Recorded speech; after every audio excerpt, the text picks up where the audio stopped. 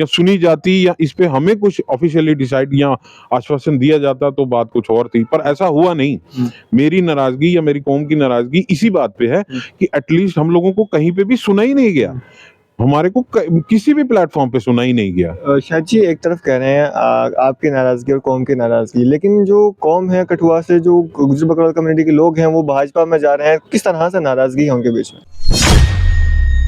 देखिए, जो नाराजगी जैसे बताई जा रही है, ये जो भाजपा ज्वाइन कर रहे हैं मैं वही बता रहा हूँ, गुजर बकरवाल जो कौम है, मैं किसी जमात का भी नाम नहीं ले रहा, मैं गुजर बकरवाल कौम का बात कर रहा हूँ। कौम from Kashmir to Kanyakumari, whether it is a Muslim और non Muslim, all over India हम सब एक हैं।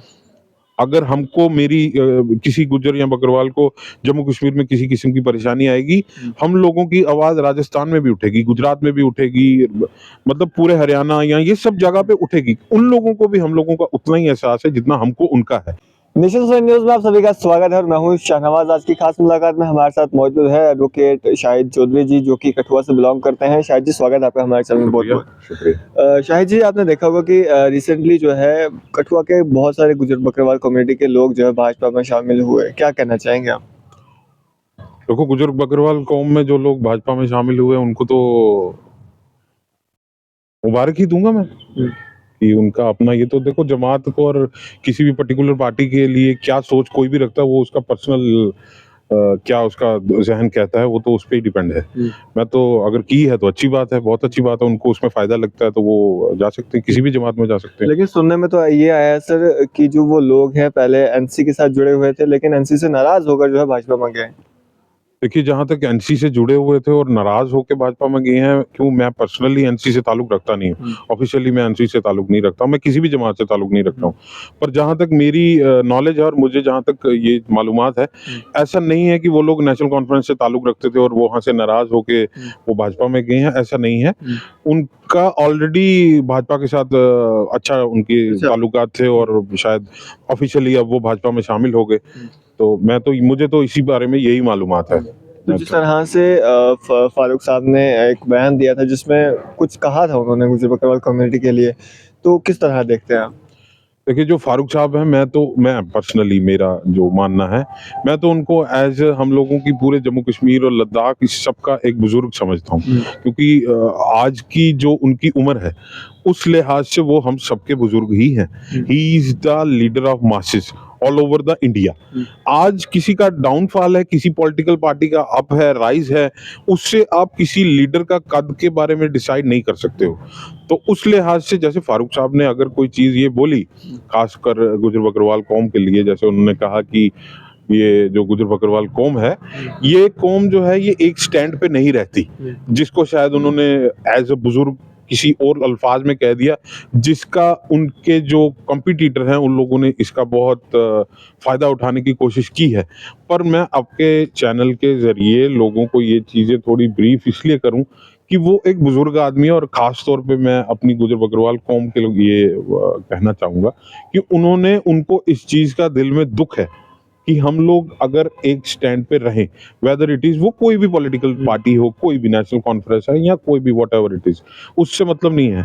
वो उन्होंने अपना दुख एक जाहिर किया कि हम जो गुजर बकरवाल कम्युनिटी है, इस पे एक ये एलिगेशन ऑलवेज लगता है कि जनाब ये एक चीज, एक छत के नीचे नहीं रहते हैं। और मैं तो इसको एज ए हिदायत मानता हूँ हम सब जितने भी मेरे गुजर बकरवाल कौम के लोग हैं, कि हम लोगों को ये साबित कर देना चाहिए कि ऐसा नहीं है।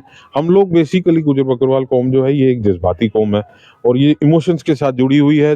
वो कोई भी पॉलिटिकल पार्टी है, वो कोई पॉलिटिकल लीडर है, वो कोई भी किसी किस्म का भी कुछ ऑफिशियल या अनऑफिशियल किसी के साथ एनजीओज हैं या whatever it is there, तो उसके साथ जिस किसी के साथ भी हम लोग जुड़े हुए हैं वो जज्बात के साथ जुड़े हुए हैं। हम पर्सनल बेनिफिट को बाद में देखते हैं, हम अपने इमोशंस की सामने वाला हमारे साथ किस तरह से पेश आ रहा है। हम लोगों का किसी जमात के साथ ताल्लुक उस तरह से नहीं है। हमारा ताल्लुक मादरे मेहरबान से है, बेगम अब्दुल्ला साहिबा से है।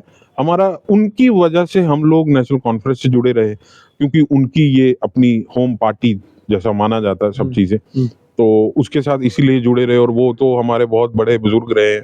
शाहिद साहब, आपने कहा कि उनका कहना था कि हम गुजर बकरवाल लोग एक छत के नीचे नहीं रहते। सर एक छत के नीचे रहेंगे कैसे जब तरजीह ही नहीं मिलेगी, जी तो छत में रहना कैसे? देखिए, जो दर्जी की बात है, आप बता रहे हैं तरजीह, कुछ ही दिन पहले बयान आता है कि अब जो है फॉरेस्ट राइट एक्ट और ये सब चीजें जो है, ये हमको एक जो हमारे अपने मेरे भी प्राइम मिनिस्टर और सब पूरे मुल्क के प्राइम मिनिस्टर हैं, उनकी एक आदत में ये राइट मिले हैं। बिल्कुल अच्छी बात है, मैं इस पे सबको खुशखबरी और बधाई देता हूँ, बहुत अच्छी बात है। वहां ही दूसरे 1-2 दिन के बाद ये जो ट्राइबल कम्युनिटी का बिल है, ये पास हो जाता है। मैं समझता हूँ कि ये बहुत बड़ा एक धक्का है, खास तौर पे मेरी कौम के लिए बहुत ही बड़ा दुख है हमें इस चीज का हमारे दिल में।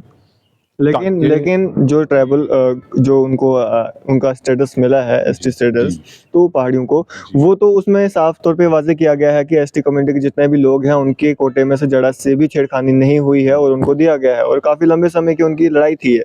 देखिए, ये जो आप मुझे कह रहे हैं कि ये साफ तौर पे किया गया, ऑफिशियली इसकी कोई नोटिफिकेशन आई नहीं, ऑफिशियली कहीं भी ये चीज को डिसाइड नहीं किया गया कि उनको कितना कोटा दिया जा रहा है, क्या ट्राइबल कम्युनिटी का ऑलरेडी जो एसटी का कोटा है उसमें से दिया जा रहा है, या उनके लिए स्पेशल कोई अरेंजमेंट्स ऐसे किए गए। ऑफिशियली इसके बारे में कुछ भी government of India, administration of J&K UT की तरफ से कुछ भी ऐसा वाजे नहीं किया गया पब्लिकली। तो हम इस पे किसी भी उस पे वो नहीं कर सकते कि ऐसा हुआ, तो ये सब अभी तक जो भी है ये सब रूमर्स हैं। मुझे कोई दिक्कत नहीं है अगर मेरे शहर में से किसी को नहीं जा रहा है, मुझे कोई दिक्कत नहीं है, मैं तो खुश हूँ इस पे। अगर उन लोगों को ट्राइबल कैटेगरी में शामिल किया गया, बहुत अच्छी बात है। पर सिर्फ अगर मुझे पीछे करके मेरी जगह पे किसी और को खड़ा कर रहे हैं, तो ऑब्वियस सी बात है मेरी जगह कोई भी होगा उसको दुख होगा। इस चीज का बहुत बड़ा हमें धक्का है, मेरी कौम को बहुत बड़ा धक्का है ये, जो हमारे इतने बात और दिल्ली तक हम लोगों ने बातें की, मीडिया में आए, सब चीजें की, पर हमारी सुनी नहीं गई।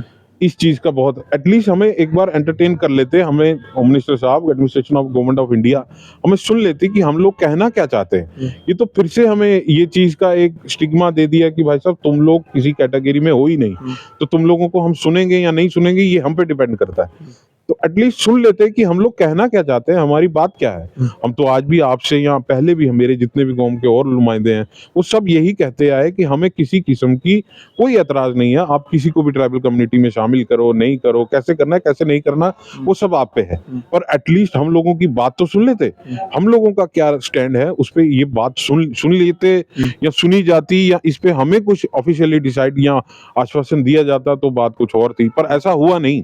मेरी नाराजगी या मेरी कौम की नाराजगी इसी बात पे है कि एटलीस्ट हम लोगों को कहीं पे भी सुना ही नहीं गया, हमारे को किसी भी प्लेटफॉर्म पे सुना ही नहीं गया। शायद जी एक तरफ कह रहे हैं आपकी नाराजगी और कौम की नाराजगी, लेकिन जो कौम है कठुआ से, जो गुजर बकरवाल कम्युनिटी के लोग हैं वो भाजपा में जा रहे हैं, किस तरह से नाराजगी है उनके बीच में? देखिए, जो नाराजगी जैसे बताई जा रही है, ये जो भाजपा ज्वाइन कर रहे हैं, मैं वही बता रहा हूँ, गुजर बकरवाल जो कौम है, मैं किसी जमात का अभी नाम नहीं ले रहा, मैं गुजर बकरवाल कौम का बात कर रहा हूँ। कौम from Kashmir to Kanyakumari, whether it is a Muslim और non Muslim, all over India हम सब एक हैं। अगर हमको किसी गुज्जर या बकरवाल को जम्मू कश्मीर में किसी किस्म की परेशानी आएगी, हम लोगों की आवाज राजस्थान में भी उठेगी, गुजरात में भी उठेगी, मतलब पूरे हरियाणा या ये सब जगह पे उठेगी। उन लोगों को भी हम लोगों का उतना ही एहसास है जितना हमको उनका है। तो रही बात, जैसे आप जमात में कोई शामिल हो रहा है, किसी की नाराजगी है, ये एक पर्सनल, मेरा पर्सपेक्टिव एक पर्सनल है, मैं किस जमात से बिलोंग करता हूँ या मैं वोट किसको करूंगा। जमात से बिलोंग होने का मतलब ये है कि मेरा वोट किसको जाएगा।